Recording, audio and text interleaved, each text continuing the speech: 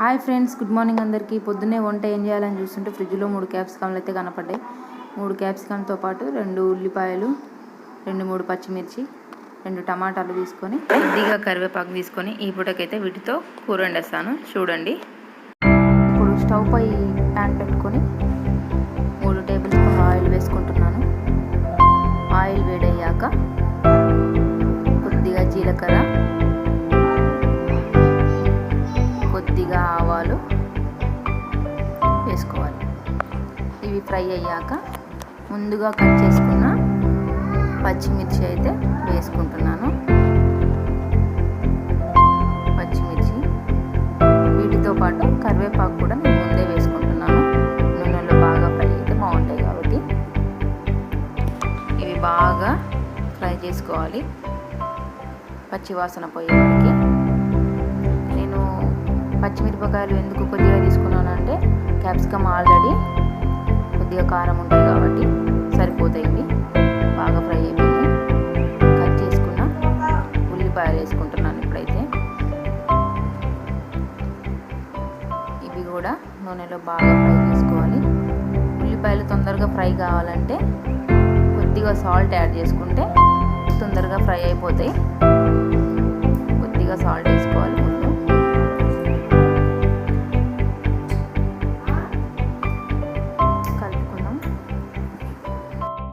కాబట్టి తొందరగా ఫ్రై అయిపోతాయి. మా కన్నయ్య మా అమ్మ అయితే ఏదో ముచ్చట వేస్తారు వెనకాల. బెడ్రూమ్లో వాళ్ళు ఇద్దరు ముచ్చట పెడుతారు. ఫ్రై అయిపోయినాయి. చూద్దాం ఒకసారి కలుపుకుందాం. చూడండి, పచ్చిమిర్చి అయితే బాగా ఫ్రై అయినాయి. ఇప్పుడు క్యాప్సికమ్ కట్ చేసుకున్న క్యాప్సికమ్ వేసుకుందాం.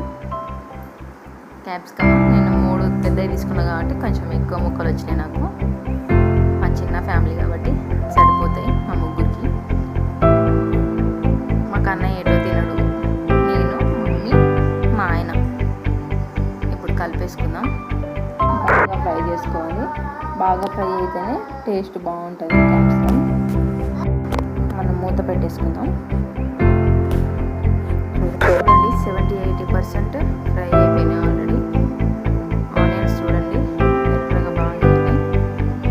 ఇప్పుడు కట్ చేసి పెట్టుకున్న టమాటాలు వేసుకుందాం.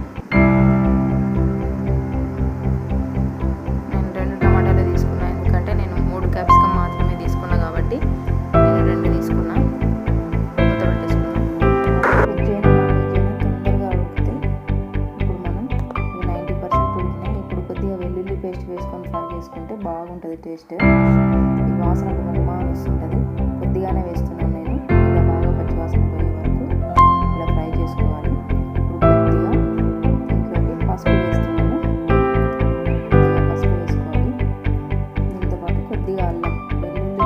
అల్లం పేస్ట్ కూడా వేసుకోవచ్చు, టేస్ట్ బాగుంటుంది. చివరిన పోయే వరకు ఫ్రై చేసుకుందాం.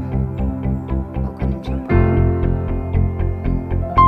అల్లం వేసుకుంటే టేస్ట్ బాగుంటుంది. మా అన్నయ్య అయితే అల్లం వేయకుండా ఏ కూర వండినా తినడు. అల్లం వేస్తేనే తిప్పి తరుక్కొని వేసుకుంటే ఇంకా బాగుంటుంది అల్లం. ఇప్పుడు మూత పెట్టేసుకుందాం. చూడండి, ఆల్మోస్ట్ కర్రీ అయిపోయింది. చూడండి, ధనియా పౌడర్ వేసుకుంటున్నాను. లైట్గా వేస్తున్నాను నేను.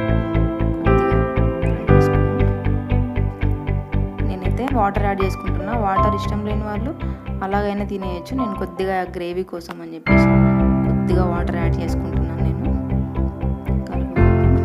కొద్దిగా సాల్ట్ వేసుకుంటాను. ఇంత ముందుకు వేసాను కదా, దాన్ని చూసుకొని వేసుకోవాలి. కొద్దిగా సాల్ట్ వేసుకుంటున్నాను. ఇందాక 1.5 స్పూన్ వేసిన, ఇప్పుడు ఒక 1.5 స్పూన్ కరెక్ట్గా సరిపోతుంది. కాంబినేషన్కి ఉప్పు చారు అయినా లేకపోతే పచ్చి పులుసు అయినా కాంబినేషన్కి చాలా బాగుంటుంది. నాకైతే చాలా ఇష్టం. ఇప్పుడు కొబ్బరి పొడి, ఇప్పుడే తీసిన కొబ్బరి పొడి వేసుకుంటున్నాను. టేస్ట్ బాగుంటుంది. ఎక్కువ కావాలనుకున్న వారు నువ్వుల పొడి కానీ పల్లీల పొడి కానీ వేసుకుంటారు. నేనైతే కొబ్బరి పొడి మాత్రమే వేసుకుంటున్నాను. బాగా కలుపుకుందాం.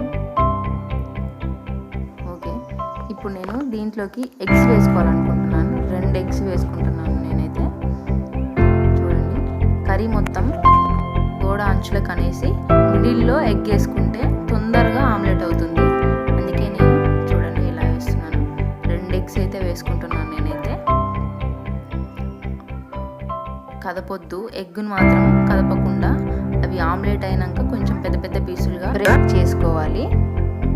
నేను కొద్దిగా చికెన్ మసాలా వేస్తున్నాను, ఎందుకంటే కోడిగుడ్డు కొంచెం కౌసు వాసన వస్తుంది కాబట్టి ఆ నీసు వాసన పోవడానికి నేను కొద్దిగా చికెన్ మసాలా, కొద్దిగా గరం మసాలా, ఎగ్ ఆమ్లెట్ కాకముందుకే వేసుకుంటే ఎగ్ లోపలికి ఇంకిపోద్ది అన్నట్టు. కూర మొత్తం ఇలా సైడ్లో నుంచి తీసి ఎగ్ పైన వేస్తే లోపలికి మంచిగా ఇంకుతుంది ఆ రసం అనేది. చూడండి ఫ్రై అయిపోయింది.